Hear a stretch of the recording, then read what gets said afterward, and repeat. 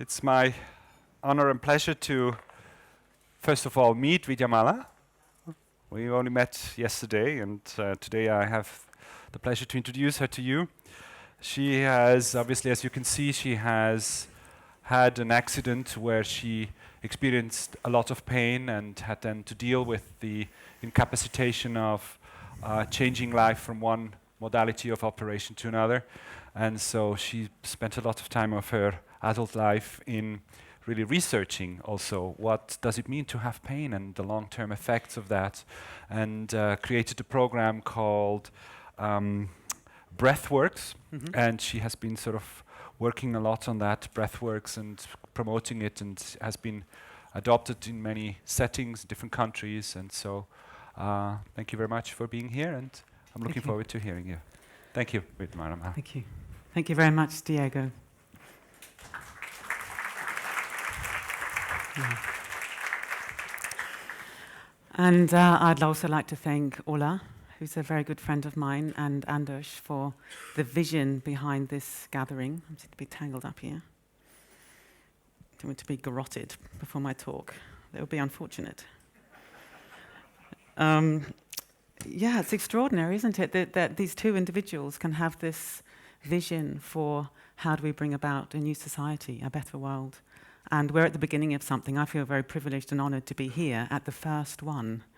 And maybe in 10 years, when there's thousands of people here, people will say, were you at the first one?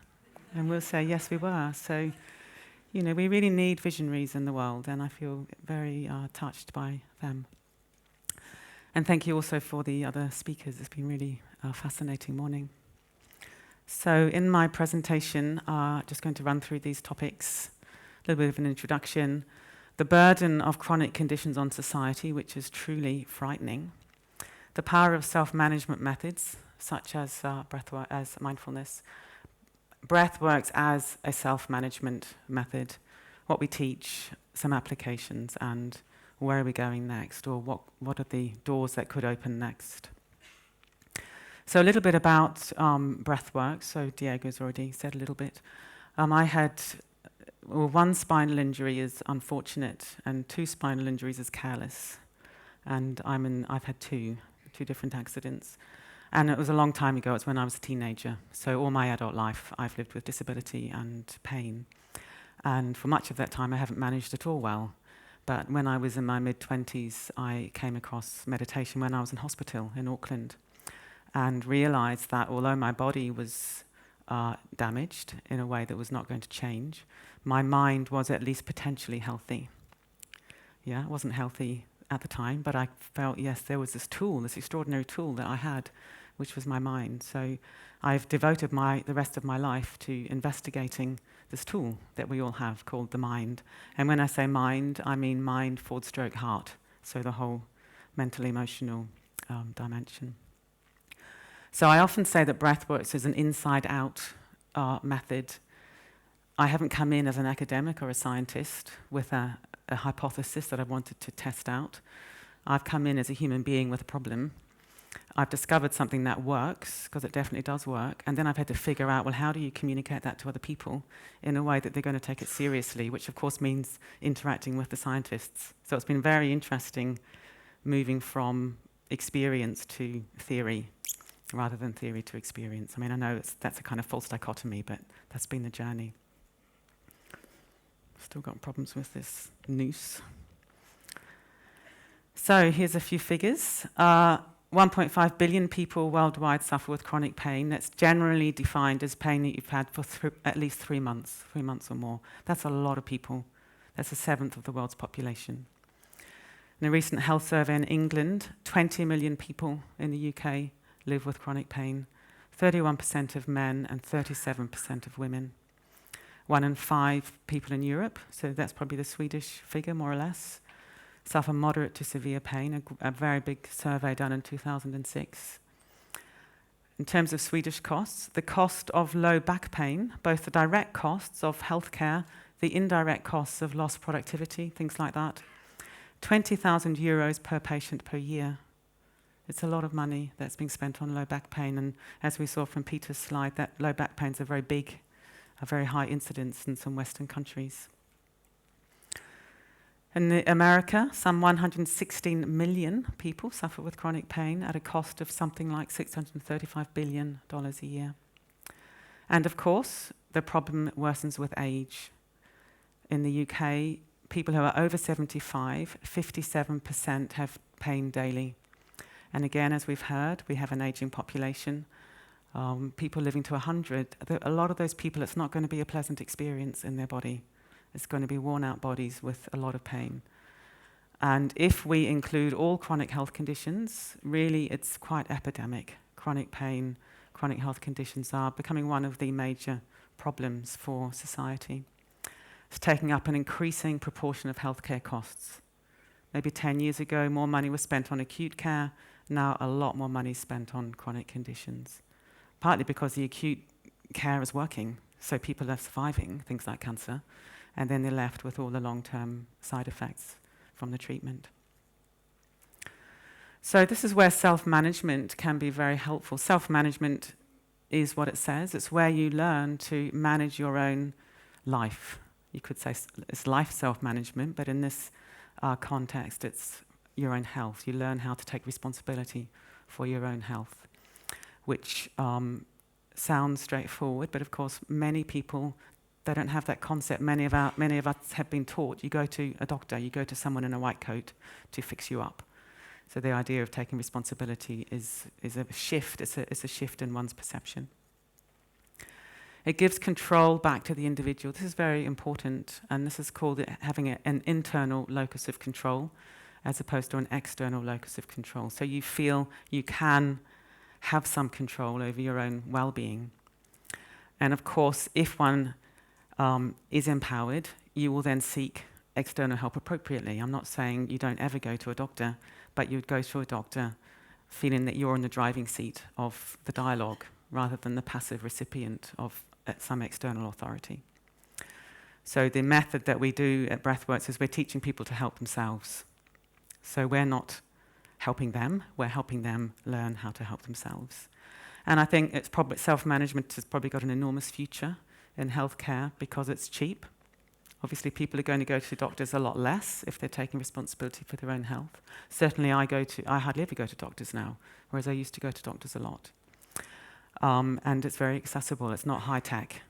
You just stick people in a room and teach them some basic tools of self-awareness and diet and exercise and things like that. And it can be very, very effective. And it can also overcome isolation. A lot of chronic health conditions are very isolating. You're stuck at home, you're tired, you can't go out, you've lost your job, your friends don't call around anymore. And so if you teach things like mindfulness in a group, then it's very, very, very helpful. And we can also use virtual groups, which I'll talk about later on using the internet. So how do we operate as a self-management method? Now, there was a guy called Chris Brown who got one of these Varela Awards that we've heard about from the Mind and Life Institutes. That's a very nice coincidence. He works at the Human Pain Research Group at the University of Manchester Salford Royal Hospital. This was published in the Clinical Journal of Pain, and this was working with 28 people with musculoskeletal pain. These are some of the changes that we saw. So on the left-hand slide, you see a big increase in self-management. So people felt much more able to manage their own pain after learning mindfulness, and we also teach compassion. Mindfulness increased. Their perceived control over pain increased a lot, which is very interesting. And their sense of helplessness decreased a lot. And those are the sort of changes we would hope to see. So they're quite sort of behavioural, psychological ways of relating to the difficult. We saw a lot of change. So what do we teach at Breathworks? It's very simple. I think this is one of the things that I've learned through my own experiences. Keep it simple. Mindfulness is not rocket science. I think as Amisha said, it's simple to understand but hard to practice, that kind of idea. But we can wrap it up in all kinds of complexity, but actually it's very, very simple. And the basic problem that one has when you're living with a chronic health condition is that you don't like it. Really what you're living with is, I don't like this. And the way I don't like this gets lived out in your life is very distressing. and very unpleasant. So how mindfulness can help is you're learning, or you're teaching people how to move away from this, I don't like this, system of living, to turning towards it, which is very counterintuitive. It takes a lot of courage to learn to turn towards the difficult. And then what you do is you investigate what's actually happening, not what you think is happening, or what you fear is happening, or what happened yesterday, but what is actually happening right now. So you look at it in quite a lot of detail. However, crucially, you do this with tenderness and care and acceptance and compassion. So it's not a kind of put it under the microscope approach, but it's embrace it. The way you would hold a child that was hurting. It's like, what's wrong? Why, how can I help you? So you relate to your own difficulty with great tenderness. And then, crucially, and this is the kind of crucial theoretical part of our program, you can unpack that experience into what we call primary and secondary suffering. So rather than it just being a great big blob of, I don't like this, it becomes, I have some unpleasant sensations, I can accept those. And then you realize how it's the resistance to the unwanted that's causing most of your distress. Resistance, primary sensations plus resistance equals secondary suffering. And that's all the mental, emotional, and physical reactions. Things like catastrophizing thinking, depression, anxiety, fear, and of course secondary physical tension. You've got pain, you tense against it, and then you've got more pain. So we use this exercise on our program, which is fun. So that person on your left has got a blue cushion on her lap, which represents the unpleasant sensations in her back, say. She's someone with back pain, let's say for argument's sake. And then we get other people in the group to pile all these other cushions on, which are all the secondary reactions. I can't go to work anymore, nobody likes me anymore, maybe I'm going to end up in a wheelchair, I can't walk the dog anymore. And you end up just burdened by all these cushions, all the secondary suffering. It's very good exercise. You can steal it if you want. Very, very useful. Because it's very felt. That person there, she's burdened, isn't she? She can't see out anymore, and she's weighed down by all these secondary suffering. And she can let go of all the red cushions. They're all optional. The blue cushion isn't optional. So mindfulness helps one accept the blue cushion, the primary suffering, to soften or dissolve resistance.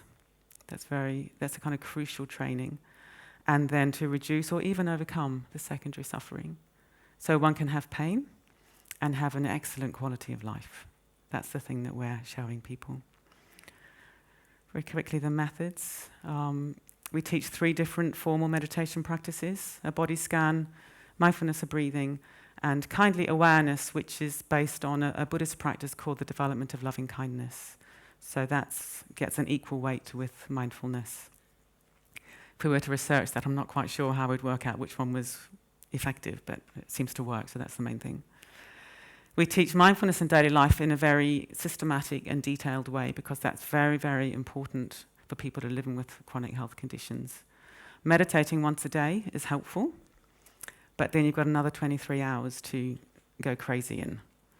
So we really unpack it in a very specific way. For example, I use a timer when I'm working, and every 20 minutes I stand up. And that's changed my life more than meditating. Yeah, because that's really changed my behavior. So one of the phrases that we use is, take a break before you need it. That's a take-home little phrase you can have. Take a break before you need it. I think intuitively as human beings we push the envelope and we keep going until we're desperate, and then we crash. And we have this kind of pushing and crashing cycle.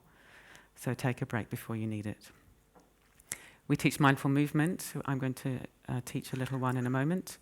And everything that we do is based around the breath and learning to rest into gravity. Yeah, gravity is remarkable. It's here all the time, and very often we're kind of pulling away from gravity, which creates a lot of secondary tension. Yeah. So we're just going to do a little experiential thing now. Yeah, even though I'm told I've only got 5 minutes left. Just to show how simple this is, so if you just sit comfortably, and I would like you to make a fist with one hand. What's happened to your breath? Anyone breathing? Yeah? Do people find their breath stopped when they made the fist? Yeah.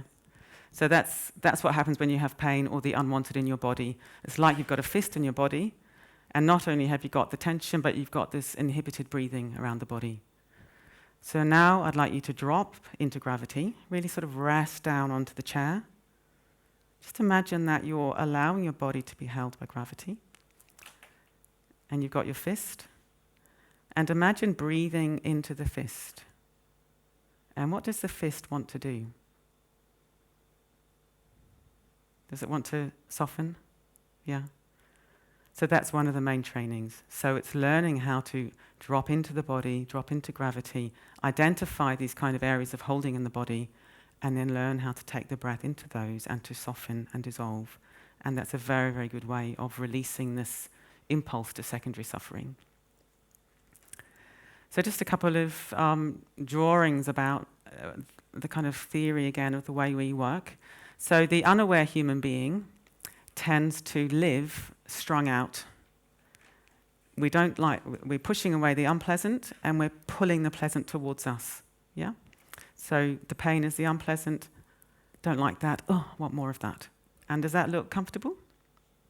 Yeah? Interestingly, it's the crucifix as well, which I find quite interesting. So you're sort of crucified on your impulses of trying to avoid the pain and to prolong pleasure. So what we're doing is we're learning, teaching people to turn towards the pain with tenderness. And the dotty lines mean you're seeing into the fluid nature of experience. This is very, very important. Because people think of pain as being solid, the enemy, a thing. Actually, it's just a flow of sensations that are ever-changing. And we don't leave people there. Yeah, we don't leave people turn towards the pain and see into its nature. That would be not a very pleasant way of living. So then we get people to hold that, but then to also pay attention to what's pleasant. And we've not yet found anyone on a program who couldn't find something pleasant, which I think is very, very interesting, because people can think, oh, there's nothing pleasant, my life is awful. But it might be you've got a softness in your face, your hands are warm, your tummy's soft, you're not hungry, that might be pleasant. In hospital, it might be that the sheets on the bed are clean. That can be extraordinarily pleasant when you're in a lot of suffering. And then you hold both and you see into their fluid and changing nature. So you're no longer strung out, but you're just resting back in this very broad, open awareness, and you're just allowing everything to rise and fall, moment by moment. And that's a much more restful, whole, healthy way of living. And we don't end with self. This is also very, very important. It's not just a self-awareness training, but you then expand your awareness to include awareness of others and the world around you, and you realize how we're all so very, very alike. We look different, but we're all very, very similar. And this becomes this preoccupation with self and one's own problems, and you shift from a perception of isolation, I'm the only one in pain and you're all healthy, which is often the perception that one has when you've got a health condition. You look out into the world and you think they've all got perfect lives and my life is terrible. But you realize it's not like that. Every single one of you, I know, has some kind of difficulty in your lives, just like me. And we also have this explicit cultivation of compassion. So things we're doing now, I wrote this book in 2008 that's now out in 12 languages. The title in Swedish is different, but the English title is very important actually, which is Living Well with Pain and Illness. So it's not overcoming pain and illness, but learning to live well with the human condition. That includes pain and illness. We've got 2 8-week programs that are developed in many countries, Mindfulness for Health and Mindfulness for Stress. We're working on online courses with Ola and the Mindfulness Center here in Sweden. Very, very exciting. Involves 2 10-minute practices a day. So we're trying to make it achievable for people. And in fact, we're getting reports back from people that 2 10-minute practices a day, 1 in the morning, 1 in the evening, is more effective than 1 20-minute practice a day, because you're breaking up all the hours that you're not meditating. Yeah, so you're coming back to center twice a day rather than just once a day. And you can do that on your own using the online platform, but we're also experimenting with using other forums where you can bring people together for a web-based group. And there's a thing called VoiceThread, which is brilliant. So we've had people from many, many different countries all reporting back how they're getting on with their practice. And again, some people say it's more effective than a weekly face-to-face class because they're talking to people every day. Now, of course, you could do a weekly face-to-face class and VoiceThread, which would be really brilliant. But, embrace the technology that's out there. It's very exciting. That's what the platform looks like. We're doing a couple of projects with the Department of Health in the UK. This one's very, very exciting, working with people recovering from addictions, alcohol and drugs, carers and asylum seekers, and people who've been incarcerated for a long time or many times. And we just did an 8-week course with them. It was so life-changing that then the Department of Health gave us more funding to train them up to become mindfulness champions, and then they're going to go into their communities and deliver the program. And they'll be able to go into prisons much more effectively than, say, me, because they can speak to their own population, their own community. They're really remarkable people, horrific stories. And we're involved at the moment in a workplace trial, Department of Health, trialing online course, face-to-face course, and they're mixed. The online course plus some input from the trainer. Obviously, the online course is very attractive because it's cheap. But it does seem that people benefit from some additional input and sort of teaching about what they're doing on the online course. And they're hoping to roll that out nationwide. So vision for where do we go next? Well, one of the things which I personally am very, very passionate about is how do we get mindfulness to the hard-to-reach populations? Yeah, like in the north of England, the average reading age is 12. If these people aren't going to read books on mindfulness, they're not going to read literate, educated books on mindfulness. So I've just written a book with this journalist, Danny Penman, who's a journalist for one of the tabloid newspapers in the UK. So he really knows how to write for your average reader. And he's done a book, a sister volume that he published a couple of years ago with Mark Williams called Mindfulness. That's been a real bestseller. So I'm hoping that working with Danny, he knows how to write about this stuff in a way that people can access. Otherwise, it just stays a kind of academic or interest. And I don't want it just to be for the middle classes, the educated middle classes. There's all kinds of evidence that poor health is much worse in lower socioeconomic groups, and we're not reaching those people at the moment. So this is one of my huge passions. So I'm wondering about computer games. I've got a friend who's a GP and says when you go into the homes, you do home visits into people from these really deprived populations, there's no books in the house.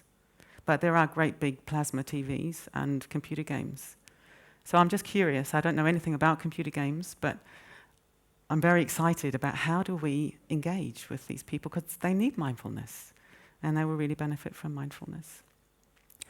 And I'm very excited to be alive at this time where we're living through a revolution. The last decade has been a digital revolution. It's a bit like the Industrial Revolution in 10 years. And we're alive now. There's all this stuff happening. And how can we really embrace technology to roll this stuff out?